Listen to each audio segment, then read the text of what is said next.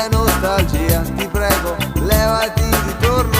Buongiorno e buongiorno. Tristezza e nostalgia, ti prego, levati di torno. Ragazzi fortunati per tutto ciò che abbiamo, la carica per conquistare quello che non c'è. In questa mattinata noi festeggiamo